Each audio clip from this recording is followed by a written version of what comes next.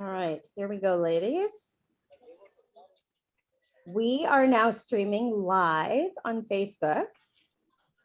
And let me. All right, here we go, ladies. There we go. See there, the delay. So I'm here with Keslie and Joy. And the three of us, it's funny because the minute we get on a call, we are so quick to like, and this happened and that, and we're forever discussing sort of our niche and what we're doing. And then we're like, yeah, let's go live and talk about this because we know it's happening. We need to discuss it so other people don't feel so alone in dealing with it, thinking that they might be the only ones living with it.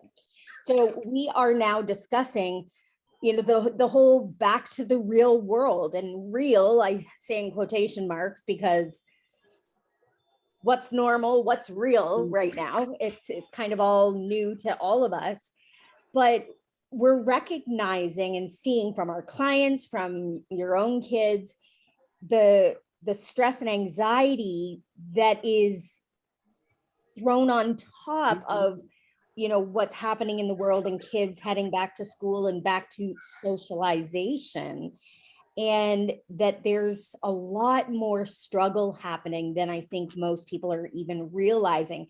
And I'm so tired of hearing people say, oh, kids are resilient. Yeah, they are. But you know what? If we don't acknowledge the struggle and we don't acknowledge the things that they're experiencing, feeling, they're going to end up adults that are like us, having to face a bunch of different things and going to therapy and dealing with past trauma. And let's face it, ladies, a global pandemic is traumatic for anybody. Absolutely. Oh, yeah. Yeah, that could definitely be a trigger for anyone, any living thing. Definitely. So what I just really wanted to highlight in terms of my practice with taking care of kids is looking at children who I have known, some of them 3-4 years already, and looking at who that little dude was and seeing what has transpired with the pandemic. And as Diva said, children their resilience is remarkable. These kids have been expected to pivot and they have done acrobatics. Yes. However, I think now, because of the longevity of the change and so many promises of an end in sight, children like us are becoming extremely fatigued. And they've been working up the whole, before summer, we're going back to school. For a lot of children, they may not have actually been in school for 18 months. They may have been home. So they are going back to school, a lot of them, with the picture of what school was when they left in March 2019. And the reality is, it's 2020, yeah. This is no longer the situation. So kids are incredibly stressed. Kids are being told, well, everyone else is doing this too. You can. Of course, it's hard. Go and do it. This is the world. And unfortunately, this is triggering a significant amount of trauma for children, particularly those children I work with who have attention deficit hyperactivity. And what we are trying to do is ensure that for these children, we are empowering them with what it is they can do to go into the trenches, because it's hard. And you know what? Not all of us can do it without some training. Yes. Yes, absolutely. And, even with the students that I organized, and this is what a lot of parents don't even realize is happening, which is causing more stress to the kids. And I was speaking with a friend and former teacher I've worked with who was saying that, he's an itinerant and he does ESL with 4 different schools. And he has to keep changing his schedule because the schools keep reorganizing, which means a classroom gets set and then realizing numbers are different than what was expected. So teachers get surplus, get shipped to other schools, and kids get redispersed into new classes. And this is happening on a weekly basis. A weekly basis. There is no cohorting happening in schools. And when teachers are reassigned, or in emergency situations, teachers are thrown into other classrooms. Mhm. So the amount of exposure in a school is beyond anything allowed in restaurants and gyms and any other kind of facility. And yet our governments are saying, oh no, schools are safe. Right. Well, kids aren't stupid. No, but I think also something else that I've become mindful of since school started, when I'm working in schools and talking to teachers and administration, is let's be honest. Everyone's tired and you want to be back in school. I mean, as a mother, I would want my kids back in school. Okay. Yeah. So And now there's this additional stress. Yes, but there's this additional stress with people getting sick, schools closing down, potentially going to need to go, like school's going to close. But the pressure from the parents now, because they have needed to pivot, thinking, okay, well, we're going to be able to go back to work. The outside world, but the business world, I don't think really cares very much now for the mother who has to stay home with her child. So there is just everybody's living a stress faced. Yeah, absolutely. But as what we've discussed many times, and of course what we deal with is the after effect of what's happening with kids right now. Right. And Keslie, you even said you recognize it with your teenagers. It's not just kids. Keslie, you're on mute. Thank you. There's sounds going on around me here. Yeah, I've got a 12, 14, and 15-year-old. They're about to be 13, 14, and 16. But what I'm seeing is they became accustomed to communicating online and having that different environment. And now it's like, especially for my oldest, who started high school in last year, right? All online. So this is the first time she's having those experiences. And I think what I'm finding with her is there's a bully in one of her classes, and he does it with this, oh, I'm picking on you, and now you're it lets you in, like you're the in crowd now because I'm picking on you. Well, the kid was like drinking her coffee. I'm like, that is a health hazard. Like, what? She's like, he's waterfalling it. I'm like, this is not okay. But they're so starved for attention, and they're so starved for that physical contact, that she's like, I mean, her sisters and her dad and I were like, that's a power move. Like, that's not a healthy relationship for someone just to come up and grab your coffee and pour and take a drink. That's a control move. She was like, no, he's just being nice. He's just a popular kid. He's trying to be nice. And I could feel her going, no, I'm being accepted. I'm being added. Like, someone's including me. Well, then yesterday she comes home. She's like, look what happened. He had been flicking her, and she had like a huge thing of all these little welts where he was flicking her in the arm. And turns out he's Black, which is totally fine, except he's making fun of her for being white. Well, you're so white. Oh my God, I can see it so much because you're so white. And I'm like, so my kid's being like having a racial experience. She's being bullied, and she's putting up with it. And this is not a kid that would have put up with that shit before in any way. Right. She's like, do not mess with me.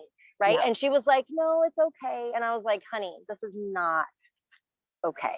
This is not okay. Yeah. Keslie, that's actually, I just wanted to just mention as well, Diva, with my kids, my more grown-up children, is boundaries seem to have shifted just because, yeah, there's a celebration of kind of we've moved forward, so we're going to make these kind of accommodations and put up with this crap. Yeah. It's different. Yeah. Yeah. And what's happening too is it's changing how they view relationships, and that we should be scared of. If they're now willing to accept people treating them poorly or making excuses for people treating them poorly, we should be concerned with how those relationships are going to form as they enter adulthood. Mm-hmm. Yeah. The bruising, the marks was her final straw. She's like, I'm going to have to tell on him. Yeah, and I said, do you want to tell on him, or do you want to stand up to him? Like, how do you want to handle this? You know, you don't have to always just cave and call in. You can have that assertiveness to say, no, I said, don't touch me. Mm-hmm. Right? Like, and you can do it loudly, and the class will look at him because then he's the guy with the eye. Like, there's things to do, but we've been in such a coping state online and trying to just manage and survive. And, you know, we have 3 kids. My husband's a teacher.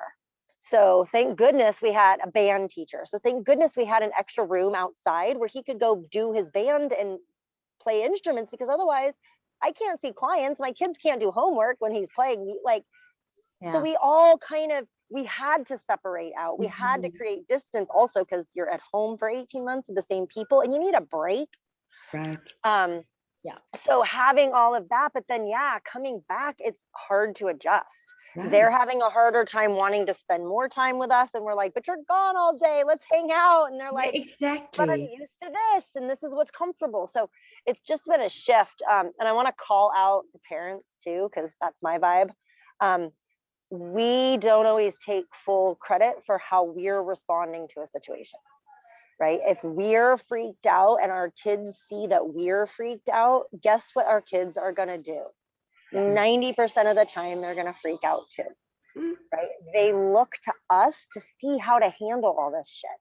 Yeah. And if we're not being honest with ourselves about our own anxiety and how we're feeling and how scared we are that we can't control it, right? Yeah, the kids aren't in control, but neither are we. And we're putting our kids into that situation in many cases because we have to. But my kids are dying. They're like, I want to be back in person. You can't take that. So it's that, you know, we have to be really cautious of what we're worried about, how we're handling, what are we telling them? It's not even what we tell them, you guys, because telling kids something is one thing. They are watching, right? How did you learn to do that? I learned by watching you. Yeah. And sometimes what you're not telling them, you think they don't know. Yes, they know. They're being told. It's not necessarily your words. No. It's how you are. And I think that sometimes when you do, I like to call it, well, my family knows it as mom flipping her lid. After one of the lid flips, it's a perfect time to talk about the human factor. And for me to say to my kids, you know what, I actually allowed myself to lose it. Like I lost track of, I need to just be hanging in and taking care of stuff. This is all new and unprecedented, but we need to believe when our children are telling us they are feeling anxious. We cannot say, stop with this BS. One of my little clients pressured to do so to fit in. But unfortunately, it's just one more thing that these kids are now facing where peer pressure is concerned. It's not just about drinking alcohol or doing drugs or, you know, peer pressure to steal something in a store. It's whether to wear a mask or not. And, you know, it's added stress where they're already dealing with it in copious ways. Yeah, let me call out another one that has affected our lives with my kids, and I'm seeing it with other adults too, is what has happened to our bodies over those 18 months. for many adults, it's a weight gain that they've had, a body shift in a direction they're not happy with. But with kids, they've developed. Yeah. You know, some of these kids in that 12 to 13 age range, one of my kids went into the pandemic a child and came out a woman. Exactly. Like hugely developed. Like all of a sudden I was like, whoa. And for us, we saw it. So it's not a shock. But for her to go back to school with these enormous breasts and this body that's a woman's body, and she's 14. It's a challenge that we don't even understand because we never had that. Right? We never had an experience where we came back in this whole other body, and now we're being treated differently because of the way we look. And we're still the same person who just went through this hell. Like, what do we do? But you know, so I actually, now when I think about it, I recall when things started to open, going to Walmart and seeing a mum with her child who had been born in COVID, had come into Walmart for the first time in the cart, and the kid just like this little baby. It was like all the noise and colors and was so overwhelming for this little baby. And, you know, at the time, I didn't think to say to the mother, you know, maybe you should actually try and do like a slow entry, not like, yeah, the stores are open. Let's go. And I'm going to show you all these other people. You've never seen another living person outside of me. And wear the child while doing that. Right, putting them on you so that facing you, so that if they get overstimulated, they can turn in and they can find that they can self-soothe. Right, they can learn, hey, this is too much, I need to come in. They start to learn that regulation as an infant rather than waiting until they're 4 going, but my mom said I had to be in the cart and oh my God, there's okay, manage. Right, it's different. So I'm going to turn this off till the alarm stops.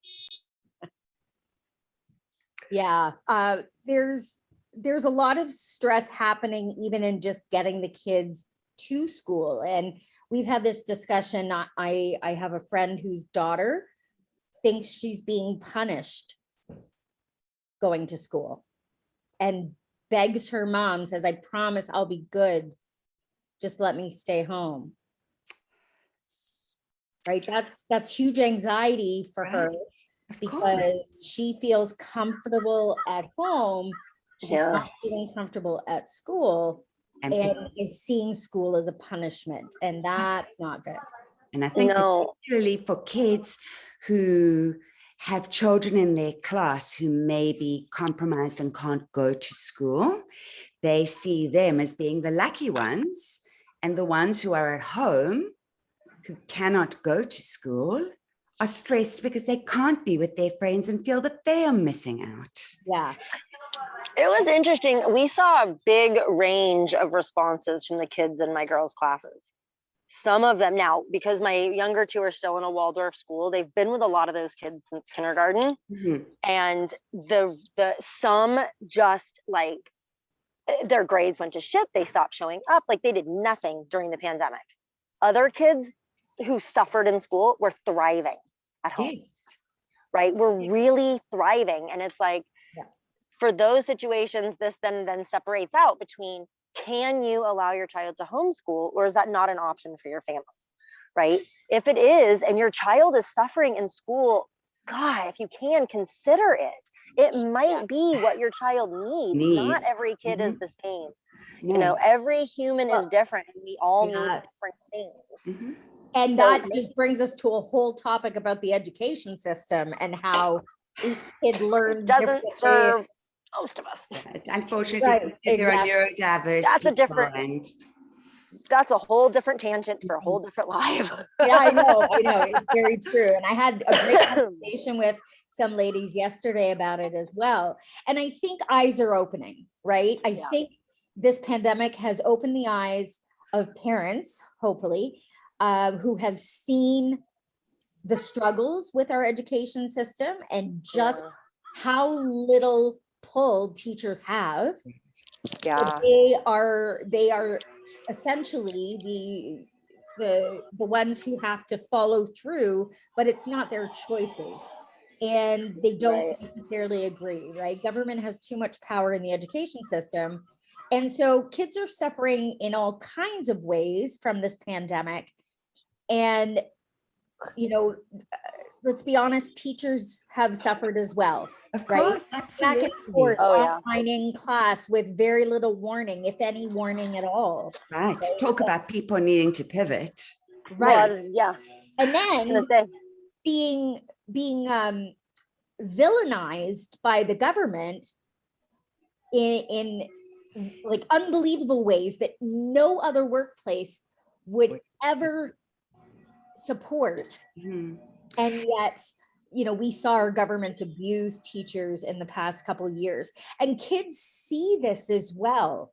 And then look at these authority figures in various ways, uncertain of whether they are the expert, or, you know, depending on what they're hearing at home and the vitriol they're seeing online.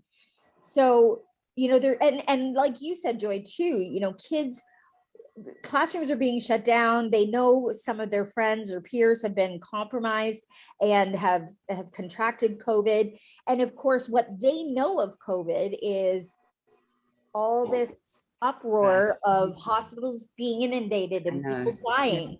And then there's an underlying fear, whether it's conscious or subconscious in any kid's mind. Well, if my friend has COVID, are they going to live? Are they going to survive? Are they going to be able to... or their parents or grandparents or people they know? But something else that I have significant concern about at this time is the huge chasm that is formed academically, with children having lost academics. And as I was saying earlier, I'm really, really so delighted with where I've been doing professional development in some private schools. The administration is beginning to realize that they need to focus on the children's emotional well-being, never mind the learning. But I do know that for a lot of parents who are reaching out to me as far as the educational support that I did offer, they are reaching out for enrichment because my child missed out. And this is not the game to play. The children are dancing as fast as they can, simply getting themselves back into this environment. Yeah. Keep up their mental health is way more important. The academics can come, they can get those, but the mental health fall into place. Yeah. yeah. It's funny. I just watched a Tony Robbins video this morning. That is, the tab has stayed open forever, and I've been going through my tabs because I have way too many of them open. And I came across this video. And I thought, oh yeah, I meant to watch that like a year ago, and it's been open. So I was watching it as I ate my breakfast, and he said, you know, he's got businessmen who reach out to him who want Tony, to up their business so that they're making more money, they're more productive, they're more this, they're more that. And he's like, yeah, great, I can help you do that. He said, I'm going to give you what you want, but I'm also going to give you what you need. And you can have all the money in the world, you can have a successful business, but if you are not doing the work in here and in here, none of it is going to matter. And so, you know, he said, people are so concerned with what other people have and what other people are doing when they should be more concerned about what their brain is thinking and what their heart is feeling. And I just thought that is so poignant. And really, if anything, if we've learned anything through this pandemic, it's recognizing our need to identify how we're feeling, how to acknowledge it, and how to work through it. And not everybody is successful in doing that because they haven't been given the tools. Hence why we are doing what we do with our Mothers Against Anxiety membership, and, you know, with our programs that are meant to help kids and adults deal with trauma, deal with those emotional things that are niggling at them inside, that are keeping them from moving forward in their life. It's teaching them those resiliency skills to be able to deal with any kind of shit that gets thrown at them. Because let's face it, we have not been prepared. In that No. aspect, we are not prepared. We have never been taught or rarely taught. Yeah, there was a thing kind of going around as a joke, but it's really real. People were saying at the end of this pandemic, two kinds of people came out. You were either really versed in Netflix or you had healed. Yes. Right? Like you had increased your coping mechanisms by drinking more, smoking more, watching more TV, like coping, or you were doing the work. Mm-hmm. Right? And if your kids saw you, like I had some rough moments, but I am open with my kids. They know that if I break down, there's a breakthrough coming. Because when I break down, I start to do the work. I'm like, oh shit, I'm here. Look at me. I did it again. Okay. Yeah. Here we're stuck in the mud. What do we have to do to get through it? Right. So my kids are getting to watch me be resilient. Right. Yeah. I didn't turn to alcohol. Well, maybe the first month I was like, okay, we're drinking a beer a day because I don't drink. And I was like, fuck this. We're in the middle of a pandemic. And then after about a month, I was like, okay, this is not going to help. Right. Yeah. What are we going to do? We're going to do daily Reiki instead. We're going to start including people and bringing people in because I know that I'm prone. Well, trauma's scary. And when you were raised by a mom like mine, her whole thing was the world's a dangerous place and I can't save you. So be prepared for bad shit to happen everywhere you go. Right. Now it was everywhere. Give me a break. If I didn't work through my anxiety, which, by the way, folks, the next one, okay, tomorrow, you guys, we need to out all the ways anxiety really shows up. I think people excuse themselves from having anxiety because, well, they just procrastinate or they just have money blocks or they're shy. They're just shy or they're just, and it's like, or they just have anger or depression and they don't have anxiety. Yeah, bullshit. I bet you under anger is anxiety because fear is worse than anger. And we will reach for the better feeling. So we will reach for anger instead of feeling scared, so that's coming up tomorrow. You'll get all of the ways anxiety shows up that are sneaky so that you can all help identify yourself as somebody that could use more support. Yeah. Right? Somebody that can use more support. And this can be, it doesn't have to be you. It doesn't even have to be your kid. Maybe it's your spouse that has it or even your pet.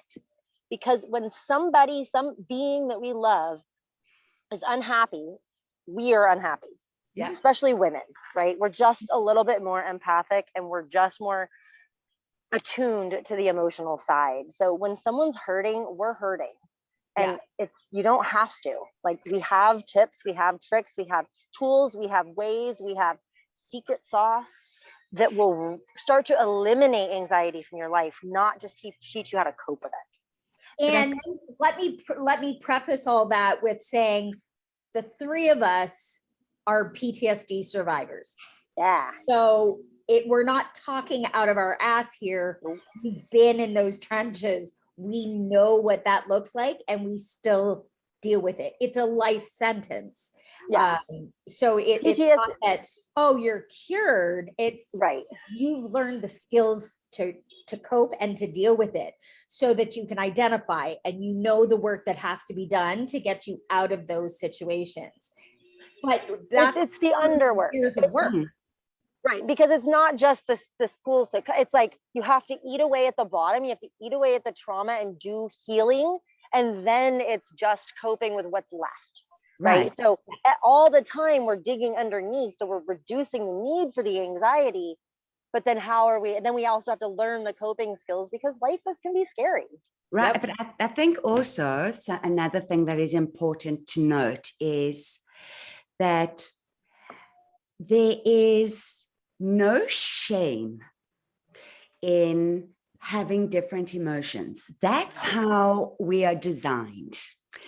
The shame comes into place where you don't want to deal with it. You don't want to cope with it. You don't want to take care of it. I had parents who loved me to the moon and back, loved me beyond. But just like Keslie, I was being taken care of. I was not allowed to do anything. And as we get older and we get exposed to different scenarios, we need to have a toolkit that is going to allow us to be successful so that we can help those around us. Yeah. Our children, our spouses, so it's this, and as you said, Diva, this is something I love, what has happened in terms of the stigma of mental health with COVID and how much more open people are.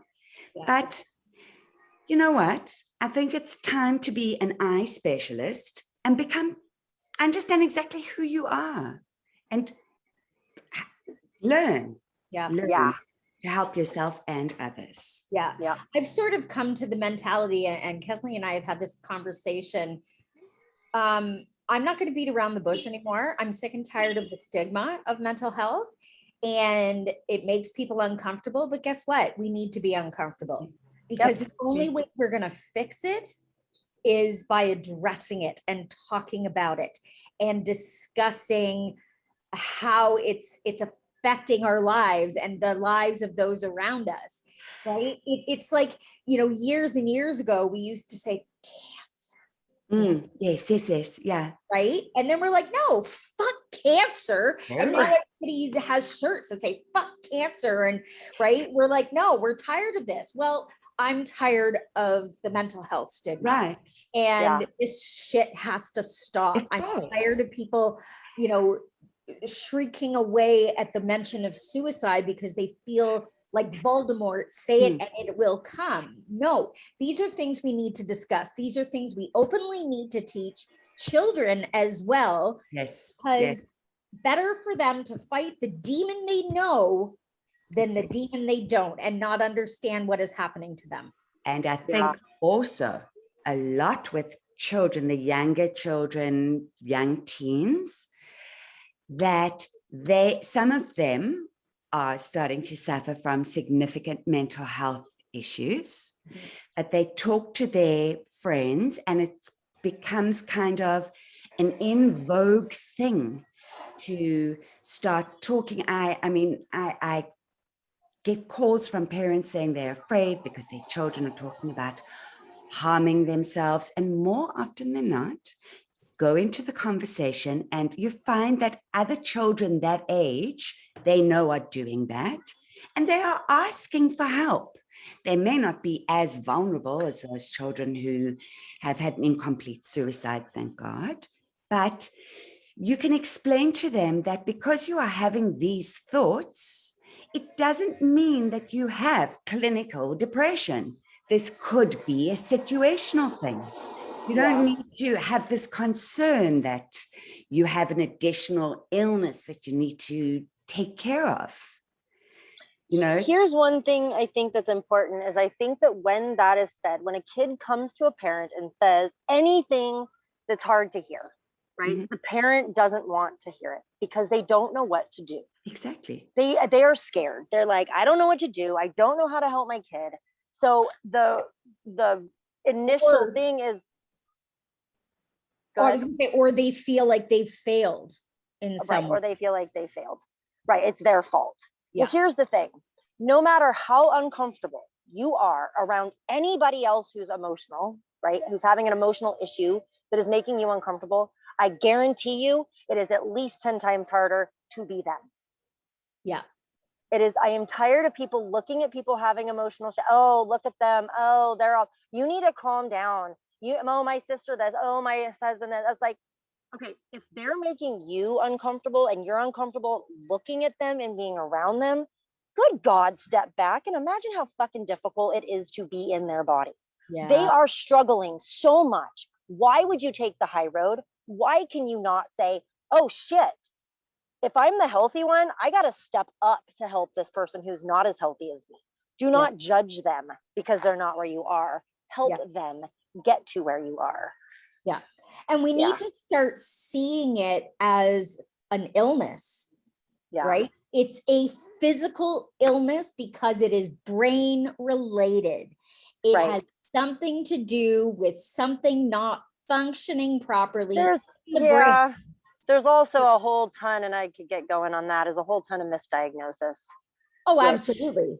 Which just is like, yes, it's an illness, but then again, it's also given to people as an illness and they'll identify with it and hold it and maintain it, rather than believing they can overcome it because they were told by a doctor they had it.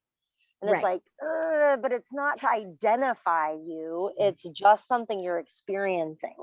And I think that it can get dangerous. Also, it's like there are people who I know who will say to me, I have depression because people have said you must be depressed, but I have clinical depression. Depression is more than what they are, their self-diagnosis, and they are believing that they are sicker than they actually are. And as you say, then that's when you start looking at the other factors of, should I rather be choosing health? Because I'm sure that none of us would say, oh, no, I'd rather be depressed. Believe me, if I could. Well, it's not usually a choice. It feels like there's no possibility. People get hopeless. There is no way out. Why would I bother? I just need to be okay. I mean, I had doctors tell me, when I was experiencing really bad chronic pain, was like, you just need to learn to live with it. Right? You just need to stop trying to hope that there's anything different and just like learn to deal. And it's like, no, don't just learn to deal. See what you can do, see where you can go with it, and then see what you have to deal with after you've done the work. Yeah. I had one of the biggest compliments last week, and it wasn't intended as a compliment, but it made me sort of step back and go, because there was somebody in a group that was asking, to reach out if anybody knew anybody who had healed from trauma that could help them with some research that they were doing. And a woman who I was in a trauma group with, a trauma healing group that was really hard to get in. Like it's such a long waiting list to get in. So we endured those 16 weeks together of learning these coping mechanisms and ways. And at the time I thought I was broken forever. Like I thought that I just had to accept that that's how I was going to be. So in that group, that woman tagged me as the person she thought that could help this woman. And that to be recognized by somebody who knows my story, who knows what I went through, because we spent 16 weeks in a trauma group together, for her to see me now and where I am, that to me was the ultimate, and maybe the thing that made me realize, okay, I have come really far. I've come a long way from me feeling like there was no hope and this was how it was just going to be, to being healed and being able to help others. Right. You just have to trust in the divine detour and do the work. And it's a lot of work. It is a lot of work. And that's what parents need to realize for kids, that it's an ongoing process, and that when we create some of these habits and make them habits in the home, that's being proactive. It will also help prevent things in the future from escalating, because they are learning skills to be able to deal with conflict, to be able to deal with, sibling rivalry, competition, all these things that are happening. When we're proactive in learning these skills, we are setting them up for success. It's funny. I'm just thinking that really by teaming up, we are you'll laugh because it's kind of funny. So if they work with Joy, they're not going to need Diva. And they won't need me as adults. They won't need me as adults. But that's the goal, isn't it? If they work with the both of you, right. And that's the thing, is it's like, it's not just coping. It's not just skills. It's not just habits and technique. It's healing too. And it's the balance between, I'm going to go through and do this work, and then I'm going to come up and say, okay, how do I need to change? Where do these things need to tweak? What do I need to do to make life easier for me? And then you come up against the next thing. Okay, do some more healing work. And then now we need to have a new set of coping, right? I don't need to cope the same way that I did 2 years ago. If I still had all of those crutches in place, I would be enabling myself, right? It's drop that crutch. Where am I now? Let's see. So it's this evolving thing that's everlasting. And honestly, it wouldn't, because I always tell, when clients are done seeing me, right, after we reach a point where they're like, I'm good, I don't need you anymore, they're always like, am I ever going to need you? And I'm like, as long as you stay plateaued forever, no, you're good. If you ever want to increase anything in your life, if you ever want to up level, do anything new or different, yeah, you're probably going to want to come back, because you're going to hit a place you need more help. You're going to hit a place that you go, oh shit, it's hard again. And the answer is, yeah, you can either use everything you know and get through it, or you can call me and take the easy way, right? You get the coach to get you through, to make it easier to get where you want to go. So it's like weight loss. Where do you want to go? Right? It's like weight loss where, you know, people experience losing a bunch of weight in the beginning, and then they plateau, and then they get frustrated. And usually that's the time where they give up. Yeah. Whereas how many times do you read, push through it, change something, change it up. Yeah. Take your body into overdrive, do something that's going to shake it up a little bit. And then boom, they start losing weight again, and then they plateau, and you keep going through that. Well, it's the same with personal development. Yeah. Yeah. Good analogy. I like that. And you might have to change your exercise routine or tweak what you're eating, right? As your body changes. Yeah, that's a great analogy. Thank you for that. You're welcome. Okay, ladies, I think we should wrap this up. Yes. They're getting us tomorrow too. So yes, we could go on all day. As we know. It's usually about, okay, we got to stop here. Right. Well, and we've sort of just, we've evolved and kept going, and like this led into this, but that's really what mental health issues are. It leads into every part of your life. And if it's not acknowledged early, if it's not, you know, if we don't help kids cope with it, it's only going to develop into something deeper, something harder to get out of. And so really we're trying, like Keslie said, we're trying to get them to not need those next steps, because we nip it in the bud early.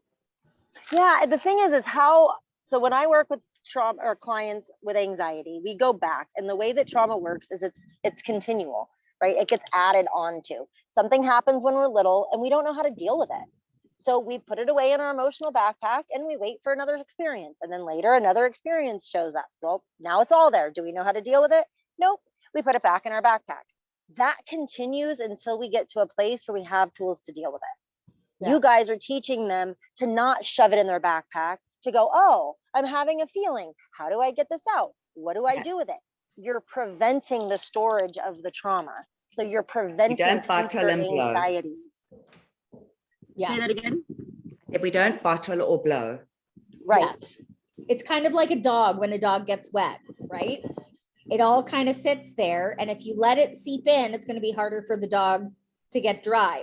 But the dog knows better, will shake it off and will dry off quicker. Yep. And it's how do we shake it off? How do we get rid of it? How do we pour the glass, right? Instead of bottling it or exploding it, we pour the glass and we drink it slowly. Okay, we accept this feeling that we're having and we move forward. We process it. Especially if it's vodka. Yeah. Well, and on the cup analogy, something we learned in my trauma group is, you know, we need to live life with a full cup, because without it, we can't help anyone else.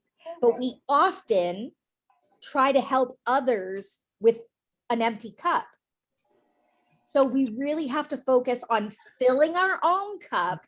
Yeah. To be able to help others fill theirs. I just got another little analogy. Trauma is like ice. It literally makes less of you available to fill that cup. You cannot have as much liquid in a cup if there's chunks of ice in the way.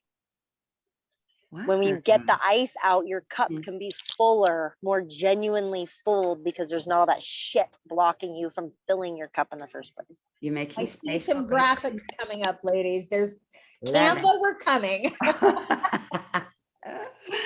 Awesome. Awesome seeing you, chicks. Namaste. Namaste. We will be back on tomorrow with a different topic. Well, along the same lines, but addressing different things. Yeah, we said we were going to look at all the different signs of anxiety and types of anxiety. Yes, yes. And all to make people aware of our membership group. Mompreneurs Against Anxiety membership, because we know we've been there. And we're Yeah, here. and just real quick, you guys, what it is it's $47 a month, and it's weekly trainings. So it's you get each of us for an hour, and then you get us together. So it's 4 hours a week of dedicated work. So it's 4 stuff hours for a month. you, 4 hours a month, sorry, for the kids, for whatever age you're dealing with. You bring it and you learn, and you'll get help, and we'll do healings, and it's going to be really amazing. So Yes. if you haven't, Diva, make sure you put the link to the information page on here so you guys can go check it out and see if it might be a good fit for you. See if it's something that might be able to support you, your family, your kids, your spouse. Yeah. And Come rocking and it. join us. We're a family. We're supporting each other. We've helped each other through a lot of things, and we're ready to help as many people as we can, because nobody should feel they don't have a voice. Nobody should feel so alone and in a place where they don't know what to do next. Yeah. Anxiety is handleable. Bitch. It's a bitch. But Anxiety's a bitch, as our tagline says. we've got the bitch slaps for it. Yes, exactly. Love it. Awesome. All right, ladies. Good to see everybody. Bye.